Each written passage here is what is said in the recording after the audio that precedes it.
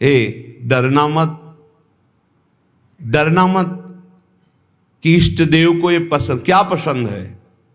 अनन्य चिंतन, धन का आश्रय भी नहीं होना चाहिए। सुनेरी मैंने निर्बल के बलराम, अपबल तपबल और बाहुबल, चौथो बल है दाम। और आपसे बता दें, कक्षा 1 के विद्यार्थी से PhD के प्रश्न नहीं पूछे जाते। आप मत डरना, क्योंकि आप क्लास में हैं ही नहीं, आप इस क्लास में नहीं हैं। आप डरना मत, नहीं आपको लगे कि भगवान हमारी भी परीक्षा लेंगे तो आज जो चैन से हम AC में रह रहे हैं, कल फिर सब खत्म हो जाएगा। ऐसा नहीं, ये डिग्री वालों की होती है। अपने लोग वो पार्टी छुइया वाले पहले क्लास वाले हैं, खूब टॉफी मिलेगी और आराम से पढ़ने को। यहाँ परीक्षा नहीं होती, यहाँ 2-4 क्लास तो ऐसे ही बढ़ा दिए जाते हैं। जब डिग्री आती है तब वहां परीक्षा होती है इस बात की कि अब तुम्हारी स्थिति क्या है। त्रिपुरदास जी के ऊपर जो भगवान की विशिष्ट कृपा हुई, ये भगवान श्री कृष्ण चंद्रजू ने युधिष्ठिर जी से कहा। एक बार युधिष्ठिर जी ने कहा कि प्रभु, ऐसा भी आपका नाम लेते हैं, धर्म से चलते हैं, कोई कदम भी कहीं अधर्म नहीं। तो भगवान श्री कृष्ण ने कहा, यस्याहम अनुग्रहेणामि हरिष्ये तद्धनम शनैः ततो धनम त्यजन्त्यस्य स्वजनाः दुख दुःखितां स यथा वितथोद्योगो निर्विण्णः स्यात् धने हया मत्परैकृत मैत्रस्य करिष्ये मदनुग्रहम्। अर्थ समझ लो भाई, डरना नहीं, डरना ले ली। इसलिए बीच में कह रहे कलयुगी भगत है, ये ले अपनी कंठी माला अनुग्रहामि। बहुत अनुग्रह, हमें नहीं चाहिए आपका अनुग्रह। भगवान ने युधिष्ठिर जी से कहा, यस्याहम अनुग्रहेणामि, जिसे मैं स्वीकार कर लेता हूं कि ये मेरा है, उस पर मैं कृपा करता हूं। हमने ये देखा, पहलवानों से भी मिले हैं, वो कुश्ती में अपने जन को वहीं पीटते हैं जहां से कमजोर होते हैं। जैसे यहां मारा, बोले अब 1000 बार यही मारेंगे, वो 1000 बार मारेंगे यही थपाड़ा, 1000 बार मार के फिर गिरा के टिहुना से मारेंगे यहां। और जब टिहुना सह गए तब कहेंगे हाँ ठीक है लड़ो, क्योंकि हमने पक्का कर दिया अब यहां तुम्हारे कोई मारे तो तुम फेल नहीं होगे। ऐसे कुछ जगत गुरु श्री कृष्ण हैं। हमारा ये पार्षद कमजोर कहां से हो सकता है? जहां कमजोर वहीं मारा जाता है। बड़ा सुविधा होगी तो सुविधा पर ही मार चलेगी, अब सुविधा के बिना भी भजन हो सकता है। उस समय तुम्हारी मांग क्या होगी, सुविधा या भगवान? त्रिपुरदास जी किस लिए रोए? कि आपकी सेवा का प्रण लिया था, वो सेवा की पूर्ति। भगवान कह रहे हैं कि जिस पर मैं कृपा करता हूं पहले उसका धन बल अपहरण कर लेता हूं। ये धन बल अपहरण कर लेता हूं। जब वो निर्धन हो जाता है तो सगे संबंधियों का अपहरण कर लेता हूं, या तो सगे संबंधी छोड़ देंगे। देखा ना, पिता रास्ते में ही राधे श्याम। बहुत कृपा समझना कठिन है। सुनाया था एक बार भगवान शंकर की कृपा। माता पार्वती जी से कहा चलो मैं आपको अपने भक्त के दर्शन कराता हूं। बोले चलो प्रभु। तो बोले पहले अभक्त के दर्शन कर लो, तब भक्त के दर्शन आप सुख पाओगी। तो गए तो सुपारी कतर रहे थे बैठे, इसमें बढ़िया गद्दा लगा हुआ था, गिरदा लगा, 50 गाय 50 भैंसे दूध दुही जा रही थी। प्रातःकालीन का समय था। संत वेश में गए और कहा भगत जी 100 ग्राम दूध दे दो, शालिग्राम भगवान को स्नान कराना है। चल दिया सुबह से, और क्या क्या बोलना। महादेव जी ने कहा हे भगवान, जितनी संपत्ति और वैभव इससे दुगना इसकी कर दो। माता जी ने कहा अवघड़ इसीलिए कहा जाता है इनको, बड़े अवघड़ नाथ है। 100 ग्राम दूध ले दिया, गाली दिया, ऊपर से कह रहे संपत्ति कह दो दुगनी। बोली नहीं पर अंदर अंदर ये बहुत विचित्र और दानी है इनका आशुतोष। बोले चलो भगत के दर्शन। बोले अभक्त तो ऐसा था कि अगर आप साथ ना होते तो इसको भस्म ही कर देती हम, क्योंकि अंबा तो शक्ति है, आपका अपमान। अरे अभक्त ऐसे ही होते हैं, तुम्हें नाराज नहीं होना। भक्त के पास गए, एक झोपड़ी फूस की, एक गाय, और उसी फूस की झोपड़ी में माए उसकी मैया रहती थी। गए, जो देखा संत तो साष्टांग दंडवत किया, आओ बैठो बैठाला, 100-200 ग्राम गाय का दूध होगा, वो बढ़िया पान करने को ले दिया। प्रभु थोड़ी देर भगवत चर्चा हुई। भगवान शिव ने कहा अच्छा भाई चलते हैं, हम तो विचरण करते रहते हैं। बोले संत भगवान कभी पुनः कृपा करके आना। हम कुटिया के बाहर निकले और कहा हे करुणा निधान भगवान, इसकी गैया और मैया दोनों हटा दो, मार दो। अंबा जी ने कहा आप बर्दाश्त नहीं होगा, 100 ग्राम दूध नहीं दिया तो उसको दुगना संपत्ति दे दी, और एक गाय पूरा दूध आपको पिला दिया, और मैया बातचीत करने के लिए थी उसको भी आपने मार दिया। कहा कि वो ये क्या है? बोले अभी तुम नहीं समझे। जब इतनी संपत्ति में साधु अपमान करके ऐसी गालियां देता, जब डबल संपत्ति होगी तो ऐसा अपराध करेगा, घोर नरक जाएगा, समझो। और इसका कुछ मन मैया में जाता है, कुछ गैया में जाता है। दोनों भगवान के पास गए, वे अखंड हमारा चिंतन करेगा, ये हमें लीन हो जाएगा। माता जी का ये बात तो सही। तो बोले जिस पर मैं कृपा करता हूं, इस माया प्रपंच से उसे अपने स्वरूप में स्थित करता हूं। वो जरूरत, देखो जरूरत है, ऐसा नहीं कि एक बुखार की दवा सबके साथ चलेगी। बुखार की भी क्वालिटियां हैं, समझना। अब मलेरिया है तो उसके लिए अलग, डेंगू है तो उसके लिए अलग, साधारण वायरल है तो उसके लिए अलग। हम लोग साधारण बुखार वाले हैं, चिंता मत करो। ऐसे हाई इंजेक्शन नहीं लगेंगे जैसे त्रिपुरदास जी के लगे, या प्रहलाद जी के लगे, या नरसिंह मेहता जी के लगे, या मीरा जी के लगे। अपने लोगों के नहीं लगेंगे। बहुत ऐसे वायरल, जैसे ऋतु का बुखार है ना, अपने लोग ऐसे बुखार के मरीज हैं। डेंगू वाले नहीं है कि भर्ती हो जाए, प्लेटें कम हो रही। डरना मत। अलग अलग बुखार की जैसे दवा, ऐसे अलग अलग भक्ति की स्थिति की परीक्षा होती है। अब इसकी स्थिति क्या होगी, वो तो जगत पावन करने वाले भगवान ये देखते हैं। बहुत सुंदर बात है ये, अगर समझ में आ जाए। भगवान अंधकार का नाश कर देते हैं, भगवान स्वप्न का नाश कर देते हैं। ये सब स्वाप्निक जगत है।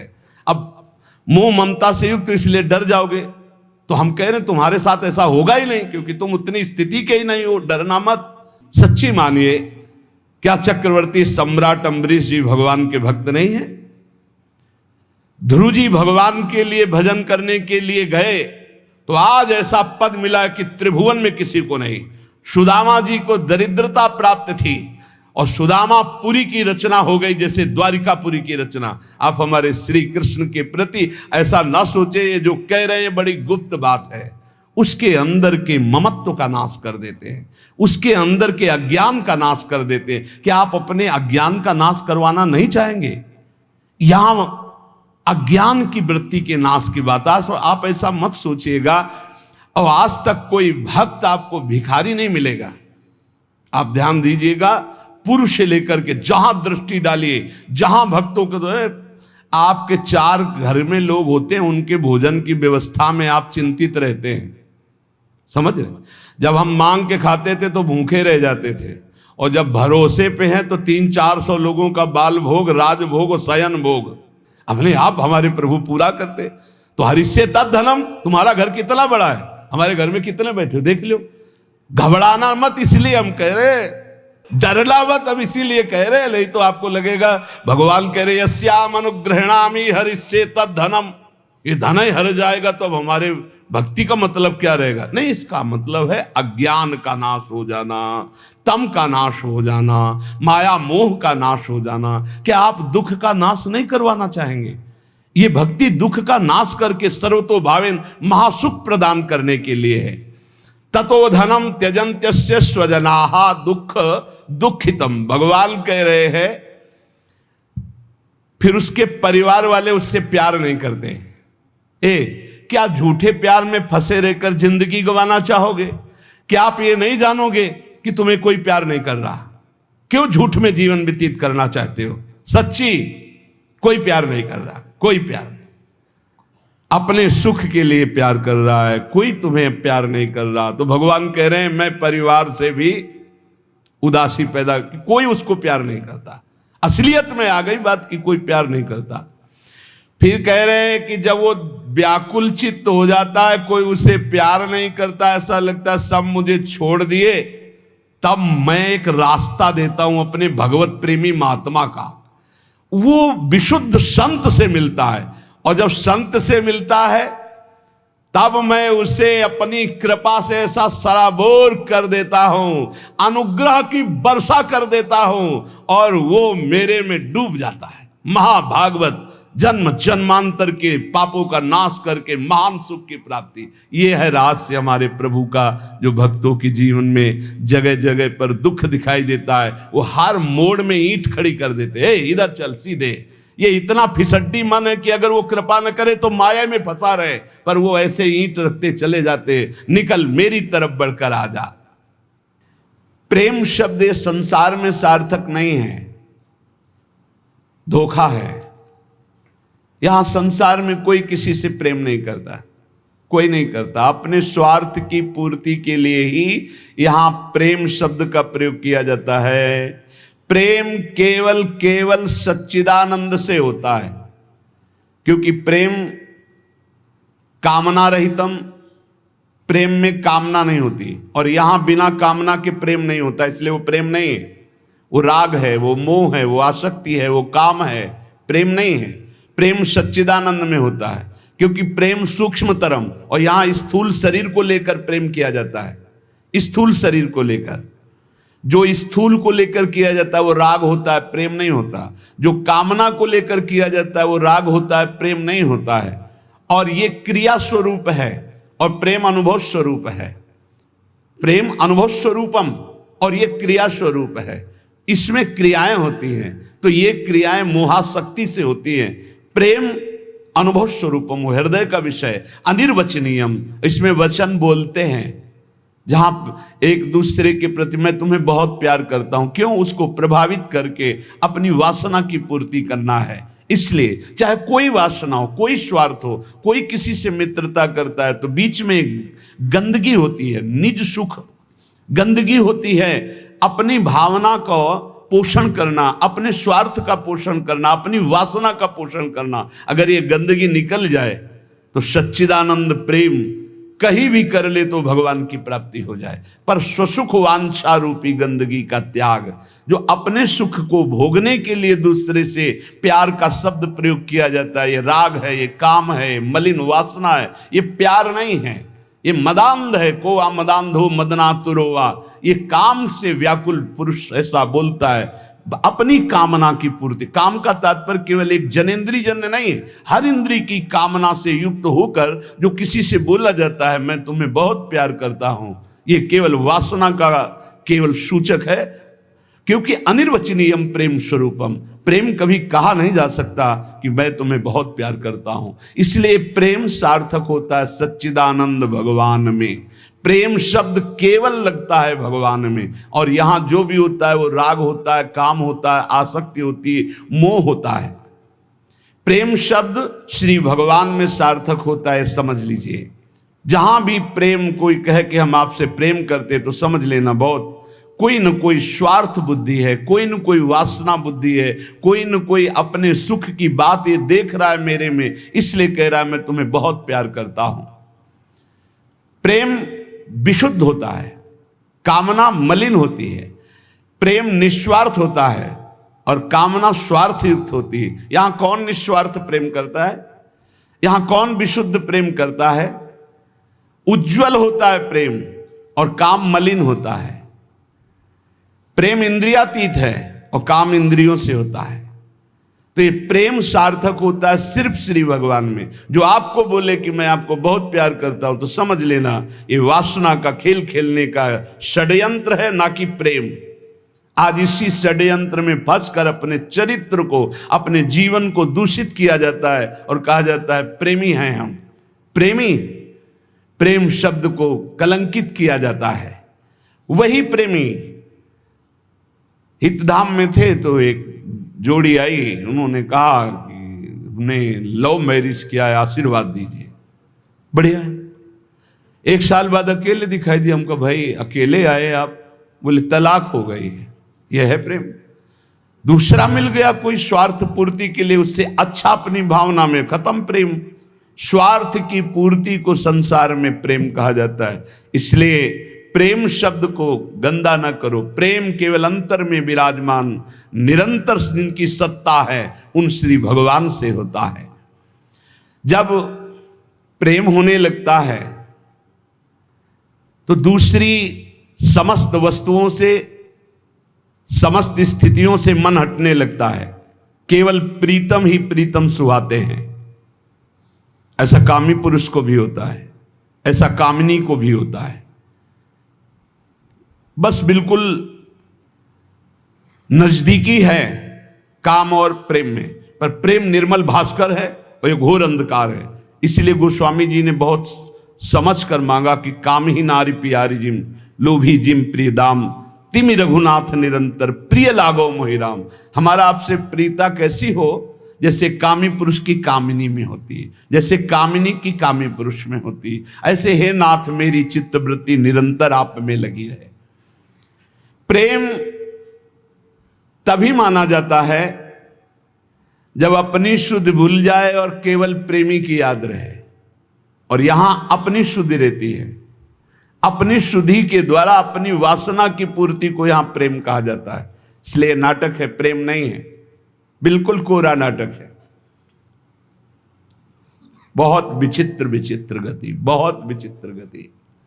प्रेम उसे कि हम आपसे प्यार करते हैं, यदि आप वहां सुखी हो तो जाओ, भगवान तुम्हें सदैव सुखी रखें, कभी तुम हमारी तरफ मुड़कर मत देखना, तुम आनंदित रहो, तुम सुखी रहो, आनंदित रहो। प्रेम का स्वरूप समझना बड़ा कठिन है।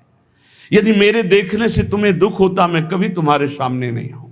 तुम सुखी रहो, तुम आनंदित रहो, तब माना जाए थोड़ा सा प्रेम उज्जवल हो रहा है, निर्मल हो रहा है। वासना का भूत, उसे प्रेम कहा जाता है।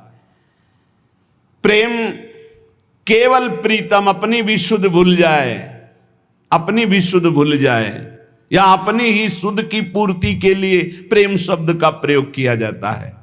प्रेमी केवल प्रीतम की बात करता है, केवल प्रीतम की बात सुनता है, केवल प्रीतम को देखता है। चारों ओर प्रेम ही प्रेम। प्रेम की वृत्ति में कभी पूर्णता नहीं आती है कि मुझे पूर्ण प्रेम प्राप्त हो गया, ऐसा कभी नहीं आता। सदैव प्रेम में कमी का अनुभव होता है। मैं कहाँ उनको प्रेम करते हैं, मेरे में कहाँ ऐसा है कि मैं उन्हें प्रेम दे सकूं। मैं तो सब गुणों से हीन हूं। ये तो पता नहीं वो क्या देखते हैं कि हमसे प्रेम करते हैं। ये प्रेमी का हृदय होता है। मैं तो नीच हूं, अदम हूं, उनकी किसी लायक नहीं हूं, पर ये उनकी उदारता है कि वो मुझे स्वीकार किए हुए हैं। प्रेमी को अपने में सदैव कमियों का अनुभव होता है, अपने में उसको दोष दर्शन होता है, मैं इस लायक नहीं हूं। और वो अपने प्रीतम में भारी से भारी दोष कोई उनके प्रीतम पर साबित करे तो भी वो गुण ही उसको दिखाई देता है। प्रेम असीम होता है, प्रेम की सीमा नहीं होती। प्रेम प्रतिक्षण बढ़ता रहता है निरंतर, पर कभी अंत नहीं होता। प्रेम कहीं रुकता नहीं है, किसी वासना, किसी परिस्थिति, किसी स्थिति, तिरस्कार, मान, अपमान, कहीं भी नहीं रुकता। वो बढ़ता प्रीतम की तरफ चला जाता है। प्रेम में सब कुछ अर्पण होने पर भी प्रतिपल अर्पण करने की प्रबल इच्छा रहती है। यहां तक कि प्रेमी स्वयं भी प्रेमास्पद के अर्पित हो जाता है, पर इस बात का उसको स्मरण भी नहीं होता कि मैं कितना समर्पित हूं। प्रेम वाणी का विषय नहीं है, प्रेम हृदय में रहता है, और वो हृदय हृदयेश्वर के पास चला जाता है तो उसका हृदय भी नहीं रहता। बहुत अद्भुत है ये प्रेम। प्रेम जिसके हृदय में उत्पन्न होता है तो ना मन रह जाता है, ना बुद्धि रह जाते हैं। मन बुद्धि प्रीतम के पास चले जाते हैं, केवल प्राण धड़कते रहते हैं। प्रेम बड़ी दुर्लभ वस्तु है, ये प्राण देने पर भी नहीं मिलता। ये जिसे मिल जाता है उसके समान त्रिभुवन में कोई सौभाग्यशाली नहीं। जहां कुछ भी अपने लिए चाह है वहां प्रेम शब्द का प्रयोग न किया जाए। स्वार्थ है, प्रेम नहीं। प्रेमी का सुख इसी में है कि मेरे प्रीतम कैसे सुखी हों, तत्सुख सुखित्वम। एक बार रहीमदास जी ने सुना कि श्री ठाकुर श्रीनाथ जी महाराज बड़े सुंदर हैं और बहुत कृपालु हैं, रिझवार हैं। फकीर वेश में रहते थे रहीमदास जी, और जन्म तो अन्य धर्म में हुआ था पर उपासना अपने श्री ठाकुर श्री हरि की करते थे। श्रीनाथ जी यतिपुरा में गोवर्धन में विराजमान थे। आप जब आए दर्शन करने के लिए तो द्वार में ही ब्रजवासियों ने रोक दिया, जो द्वारपाल थे। देख के ही आप अंदर दर्शन करने नहीं जा सकते हो, फकीर वेश। ऐसे थोड़ी देर ठाकुर जी के दरवाजे पे खड़े रहे, झुंझला के बोले, ऐसी साहिबी और ऐसी बेकूफी, ऐसी साहिबी और ऐसी बेकूफी। साहब बुला रहे हैं, सेवक रोक रहे। अब सनकादि तो है नहीं कि जा 3 जन्म के लिए रोक दिया ना जय विजय ले, तो झुंझला के ही तो सनकादि ने साप दिया था। प्रभु के दर्शन की इतनी व्याकुलता, तो रहीम जी के हृदय में इतनी व्याकुलता थी कि उन्होंने कहा, ऐसी साहिबी और ऐसी बेकूफी। अच्छा, मैं म्लेच्छ शरीर में जन्मा, इसलिए आप मुझे अंदर नहीं जाने देते, तो ये शरीर क्यों दिया था आपने? और चलो शरीर दिया था तो इच्छा क्यों की कि आओ मेरे दर्शन करने? मैं स्वयं इच्छा करके आया हूं।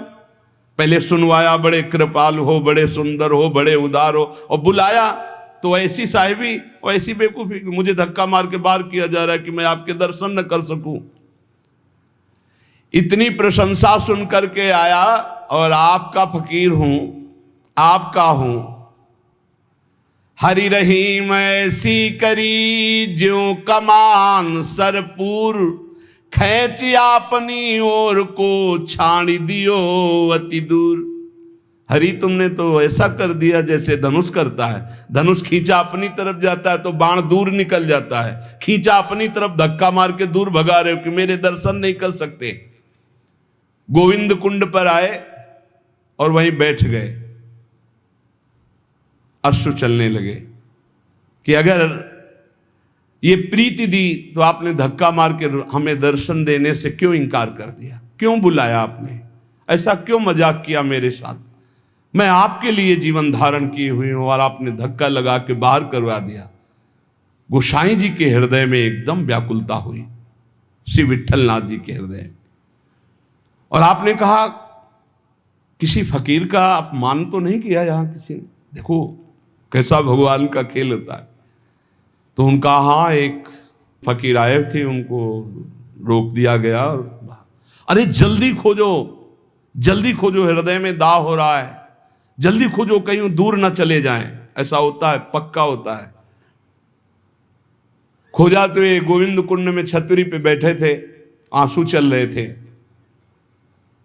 दौड़ के जाके बताया और 1-2 पार्षद वहीं रुके रहे कि जाने ना पावे कि वो फकीर तो बैठे हैं गोविंद कुंड में। श्रीनाथ जी ने स्वयं कहा, जल्दी ले जाओ, प्रसाद मेरा ले जाओ, उनको पवाओ जा करके।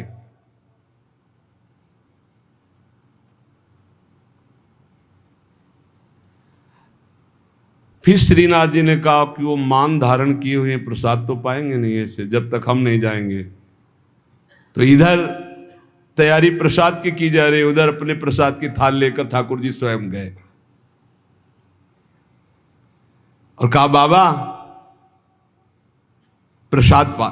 जी ही देखा, अब वो तो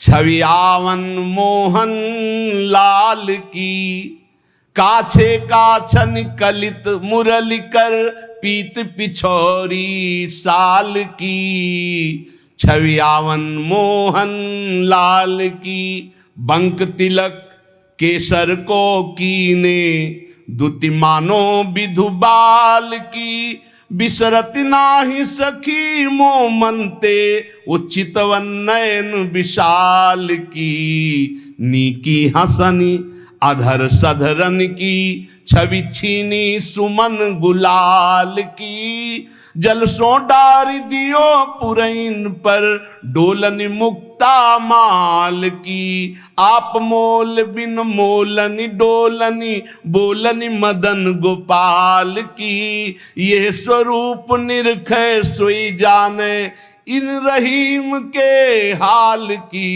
रहीमदास जी बेहाल हो गए। मंद मुस्कान तिरछी चितवन अलबेली चाल, है बाबा काहे को रो रहे हो, है प्रसाद पाले। कमल दल नेत्रों में नेत्र मिला के देखे, वहां तो धक्का लगा दिया, यहां स्वयं चल कर आ रहे हो।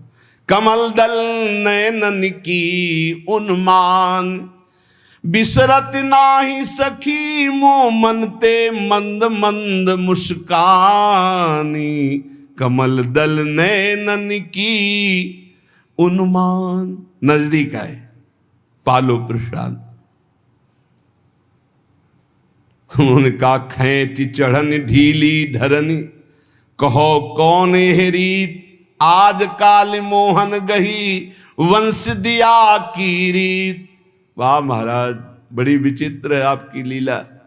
पहले धक्का मारकर बाहर भगा देते हो, अरे वहीं दर्शन कर लेने देते, आपको यहाँ आने की क्या जरूरत थी। धक्का मारा क्यों, हटाया क्यों जब आना ही था। आपकी रीति समझना बड़ा कठिन है। थाल सामने रख, बाबा मेरे भोग की थाल है, पाओ। ये प्रीति देखते हैं, सिर्फ प्रीति देखते हैं। पीट करके ऐसे बैठ गए, नहीं पाऊंगा। आपने धक्का क्यों लगवाया, दर्शन करने के लिए बुलवाया, फिर धक्का लगवा दिया कि नहीं तुम अंदर प्रवेश नहीं कर सकते। ठाकुर जी मना रहे हैं, बाबा पालो पालो। और बस जे भी ऐसे दोबारा मुड़े, अंतर्धान हो गए। ठाकुर जी के अंतर्धान होते ही अद्भुत वियोग, बड़ी ऊंची स्थिति के श्री रहीमदास जी महापुरुष हुए।